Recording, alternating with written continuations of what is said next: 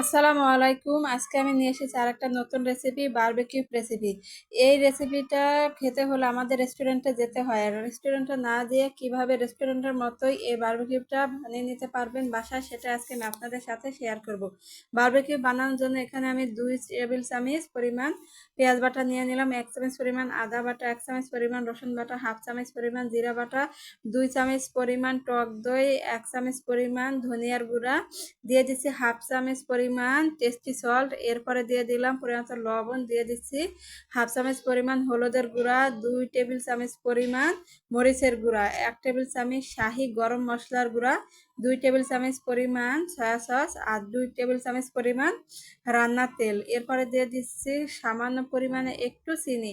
এরপরে দিয়ে দিচ্ছি 3 টেবিল চামচ পরিমাণ সরিষার তেল। দিয়ে এখন আমি মশলাটা ভালো করে ম্যারিনেট করে নিচ্ছি। মশলাটা কিন্তু ভালো করে আমার ম্যারিনেট করা হয়ে গেছে। এখান থেকে অর্ধেক মশলাটা উঠিয়ে আমি একটা সাইডে রেখে দিচ্ছি। এরপর আমি এতে দিয়ে দিচ্ছি একটা তেলাপিয়া। এখানে আমি 1 কেজি সাইজের একটা তেলাপিয়া মাছ ধুয়ে পরিষ্কার করে এরকম মাছ থেকে একটু কেচে নিয়েছি। আপনাদের সুবিধার্থে আপনারা যেরকম চান ওই রকম করে কেচে নিলেই হবে।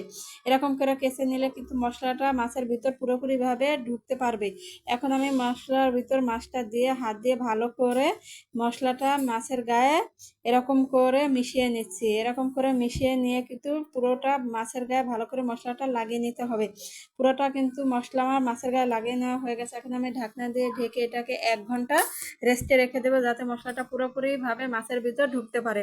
1 ঘন্টা পরে এরকম আমি একটা ওভেনের ট্রে দিয়ে ওভেনে এখন আমি 180 ডিগ্রি সেলসিয়াসে মাছটা 30 মিনিট কুক করে নিলে কিন্তু হয়ে যাবে আমার আজকের তেলাপিয়া মাছের বারবিকিউ। যারা এরকম বারবিকিউ খেতে পছন্দ করেন, আশা করছি আমার আজকের রেসিপিটা তাদের কাছে ভালো লেগেছে। যদি ভালো লেগে থাকে অবশ্যই বাসায় একবার